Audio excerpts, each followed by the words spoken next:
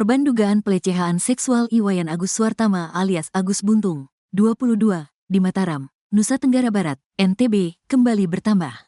Baru-baru ini dua wanita melapor ke polisi mengaku menjadi korban dugaan pelecehan seksual Agus Buntung. Dengan adanya laporan baru tersebut, saat ini tercatat ada 17 korban yang mengaku menjadi korban dugaan pelecehan seksual Agus Buntung. Ketua Komisi Disabilitas Daerah, KDD, Nusa Tenggara Barat, NTB, Joko Jumadi mengatakan dua korban tersebut satu di antaranya masih di bawah umur. Dua korban ini ada yang datang sendiri ke Polda, satu lagi ada videonya sempat viral dan langsung menghubungi sendiri tim pendamping, kata Joko, Jumat, tanggal 13 Desember tahun 2024.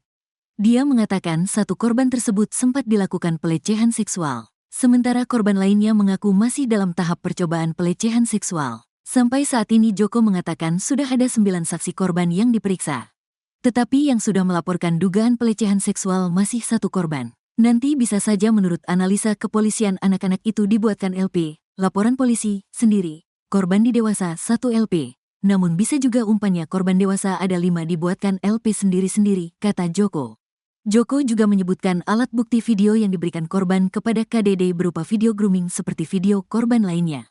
Kuasa hukum Agus Buntung pertanyakan keberpihakan Komisi Disabilitas. Kuasa hukum Agus Buntung, Aminuddin mempertanyakan keberpihakan Komisi Disabilitas Daerah, KDD, NTB terhadap kasus Agus Buntung. Hal tersebut dikatakan Aminuddin menyikapi pernyataan Ketua KDD NTB Joko Jumadi yang membenarkan rekaman suara pria yang berisi rayuan hingga ancaman adalah suara Agus Buntung. Pak Joko dalam hal ini sebagai Ketua KDD, kemudian mengkonfirmasi bahwa itu suaranya Agus. Keberpihakan daripada KDD itu di mana dalam persoalan ini, ucap Aminuddin. Seharusnya, kata Aminuddin, KDD bisa merunut dan mempertanyakan bagaimana cara memperoleh rekaman itu dan bagaimana rekaman dibuat. Keterangan Aminuddin, Agus pun mengiyakan rekaman itu mirip suaranya. Namun, ia membantah bahwa isi percakapan yang ada dalam rekaman suara dan video itu. Sementara itu, Ketua KDD NTB Joko Jumadi menyampaikan, sejak korban pertama melapor ke Polda NTB, pihaknya langsung bergerak memastikan hak-hak Agus sebagai tersangka bisa terpenuhi. Kami lakukan pendampingan, awalnya Agus sama sekali tidak mau didampingi, sampai pada tahap harus BAP saat penyidikan, karena ancamannya 12 tahun. Akhirnya KDD diminta siapa yang akan jadi penasihat Agus, cerita Joko. KDD kemudian meminta bantuan sesama advokat disabilitas untuk mendampingi Agus sampai proses penyidikan selesai. Dengan harapan Agus merasa nyaman karena sesama disabilitas. Bahkan kata Joko, Agus yang saat ini sebagai tahanan rumah juga merupakan permintaan KDD terhadap pihak kepolisian. Adapun di Reskrimum Polda NTB Kombes Pol Syarif Hidayat menyebut penetapan Agus sebagai tahanan rumah ini merupakan bagian dari perhatian pihak kepolisian.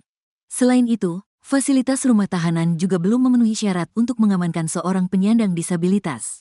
Sebenarnya, penetapan tahanan rumah ini merupakan bagian dari perhatian kami terhadap hak tersangka karena secara fasilitas tahanan untuk penyandang disabilitas itu kami belum memenuhi. Makanya status tahanan rumahnya sudah kami perpanjang dalam masa 40 hari, jelas Syarif. Lebih lanjut, pihaknya juga belum memiliki rencana menempatkan Agus Buntung menjadi tahanan rutan.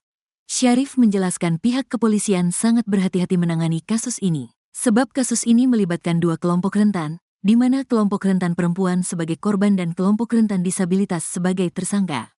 Polisi pun diketahui sudah melakukan rekonstruksi kasus dugaan pelecehan seksual tersebut. Dalam proses tersebut Agus memeragakan 49 adegan dari 28 adegan yang sudah disiapkan. Rekonstruksi tersebut berlangsung di 3 lokasi yakni Taman Udayana Kota Mataram, Nangs Homestay, dan Jalan Depan Islamic Center Mataram. Fakta soal kasus pelecehan seksual yang dilakukan oleh pemuda disabilitas asal Kota Mataram, Nusa Tenggara Barat, NTB, Iwas alias Agus Buntung kembali terungkap. Terungkapnya fakta kasus ini setelah pihak kepolisian menggelar rekonstruksi di Nanges Homestay, Jalan Dr. Soetomo, Karangbaru, Kecamatan Selaparang, Kota Mataram, Rabu, 11 Desember 2024. Fakta tersebut disampaikan oleh Sinta, pemilik homestay. Sinta mengaku pernah merasa janggal dengan aktivitas Agus Buntung yang kerap ke homestay miliknya. Ia pernah melihat ada wanita yang diduga korban menangis saat keluar dari kamar. Sinta juga meluruskan narasi yang mengatakan ia bekerja sama dengan Agus. Ia dengan tegas membantah isu tersebut.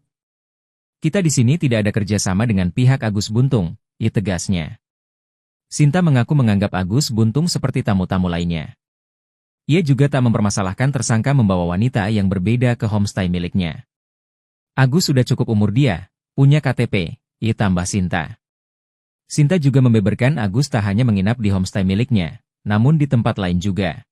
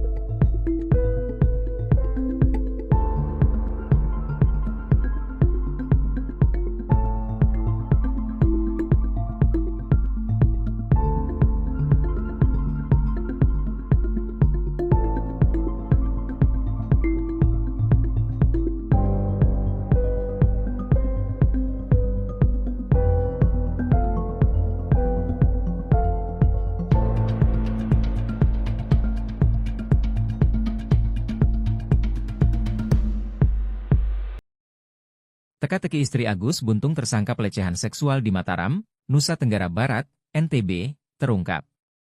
Netizen membongkar sosoknya yang ternyata hanya pacar, bukan istri Agus Buntung. Belakangan memang beredar video di medsos, ada seorang wanita yang kerap berpose mesra dengan Agus Buntung. Agus Buntung juga memamerkan foto kemesraan dirinya bersama seorang perempuan yang diakui sebagai istrinya. Seorang netizen mengaku sebagai tetangga pacar Agus. Ia mengatakan kalau wanita itu tinggal di Bali. Keduanya berkenalan melalui media sosial Facebook.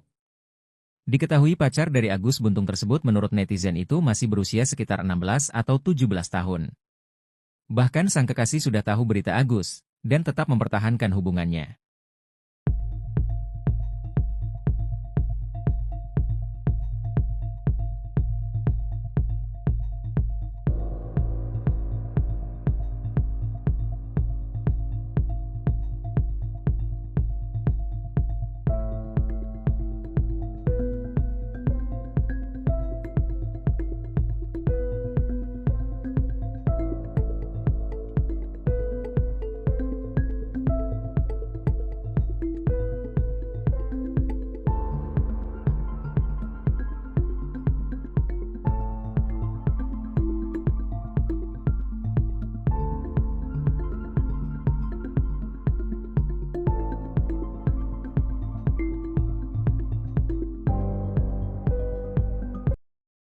Kasus dugaan pelecehan seksual yang menjerat Iwayan Agus Suartama alias Agus Buntung menarik perhatian.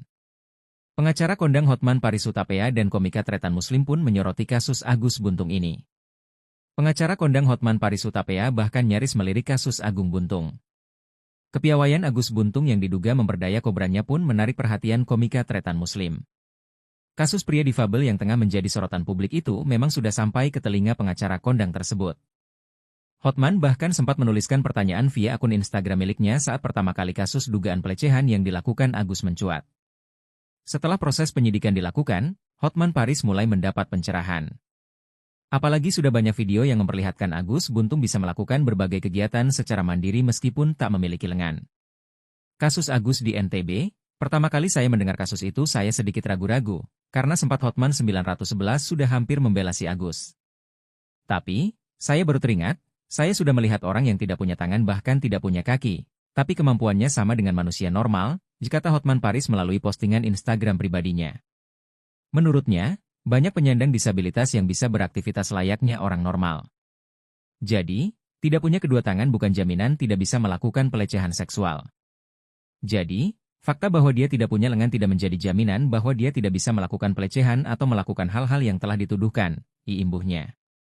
Hotman Paris pun mengaku sudah mendengar kabar bahwa Agus Buntung mampu mengendarai sepeda motor yang sudah dimodifikasi sedemikian rupa, termasuk bekerja meskipun tanpa kedua tangannya.